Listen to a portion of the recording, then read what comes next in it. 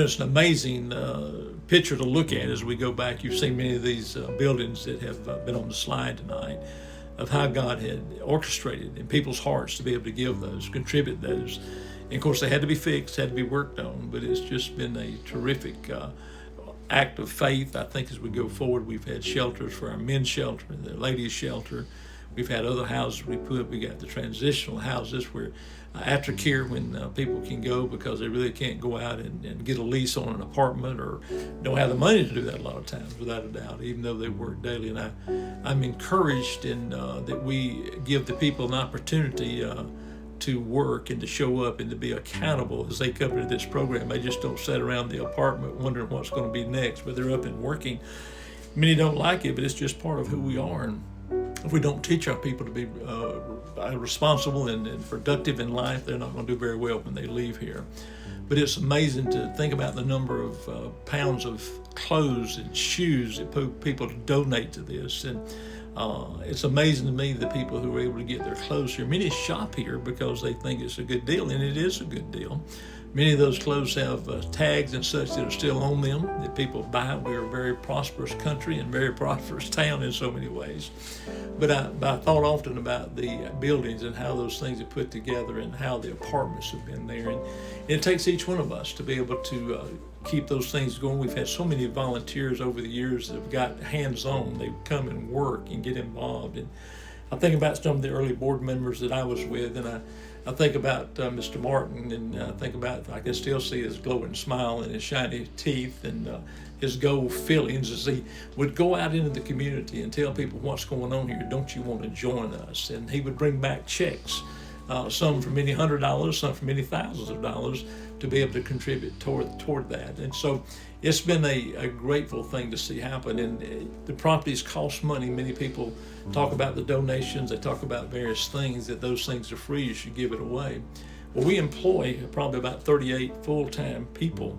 And many of those have had 20 to 30 years service time here, and they can't work for anything. They're just like you. They got to feed their family. Things have got to happen. But it's amazing to see that. And just a couple other things. The primary ministry of this mission is the food ministry. Again, there's some 70,000 meals provided, carried to people's home by volunteers last year. The food pantry is used daily. We have people like Publix and Chick-fil-A and various other people who contribute to this, and it's such a help to be able to have food on hand to share with them. And most of those who leave are probably about 3.5 weeks of groceries when they come to be able to feed their family with. And then emergency shelter. I don't know if you remember the last time it snowed.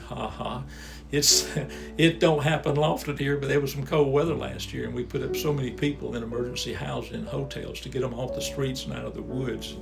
I appreciate people giving toward that.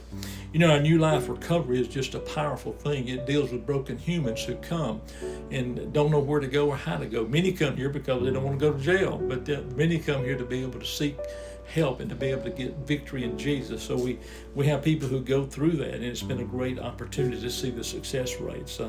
We also have our benevolence fund that's here. Many of our churches, and I hope more, will contribute to this, to trust this mission to be able to administer the funds that they have, that many times in the church that maybe not anybody there that knows exactly what or how to do, but we have that on hand. We see those things happen. And last year, the total services provided for this, through this mission, through the aftercare, through the training program, to the meals, all the things, it was some over $700,000. I know Johnny and I couldn't even write that number when this thing started, as you look at on a few $1,000s or a few $100s here and there. But to be able to see how that has worked has just been the most amazing thing. Ministry costs money. Jesus is not worried about money. You got his money, and if you can give, it'd be a wonderful thing.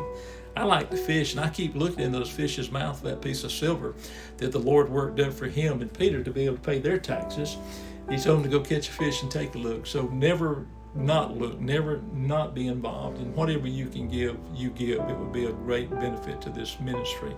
Again, I'm so grateful for the opportunity to be a part of this. Even though I pastor a church here in town, been there for a great number of years, we contribute. The first church I pastored, or actually the second church I pastor, I think contributes to this mission still, and I appreciate that so much.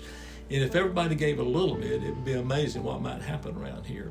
But your time is important. We invite you to come and spend time at the mission. There's things you can do. You can sort clothes, you bag shoes, you can do a lot of different things. And maybe you can just listen to someone. Maybe you can take a meal to our shut-ins who don't have a way to come get it. So I think that's a great opportunity and great ministry as well. I want to again thank you all for what you've done. Thank you for your presence. And I just pray that you'll continue to pray and get involved. You know, Christ gave us the example. He said he didn't come to be served, but he came to be a servant. And if we lose sight of who we are as servants of the Lord Jesus Christ, there's nothing that's going to happen good in our life. So I want to encourage you, continue to be a part of this mission. Continue to pray for Miss Amanda and other folks in leadership at this mission, that great things will happen. They will continue to look. We're always going to walk by faith. The Lord has saw that to be a fact.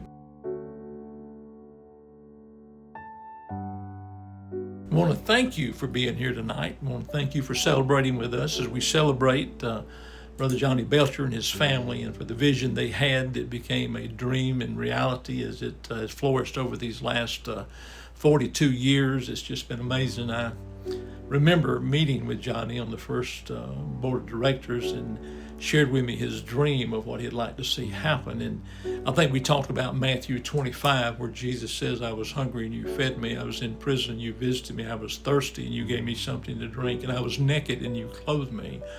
And we saw something more than just a mission, but it was something to reach the people that God had put in our midst.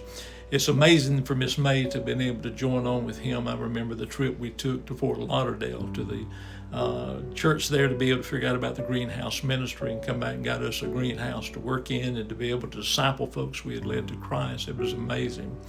I know Miss Melissa and Jonathan and Leah had much to do with their sacrifice of their dad and mom involved in this. And I remember very well that Johnny had mortgaged the farm and everything else to get money to start this thing. And I remember the old Garner Graham's grocery store we started in, and remember going in there and trading in my bottles to be able to get a new drink and some peanut butter crackers and maybe a Red Hot. Never dreamed that this would involve the things that it has taken over the 42 years to put together. And Brother Johnny had great help. It wasn't, I know his family was there with him and supporting him and praying for him, but we had great help in our community, men of character and leadership who were willing to join and to sow into this ministry. And it's been an amazing thing to think about the number of people who have been fed and clothed and cared for. Been some exciting times. We saw many different things happen as we received people into the mission from all different types of ministries, and people who were tied up in satanic worship and various drug addictions and alcohol and such.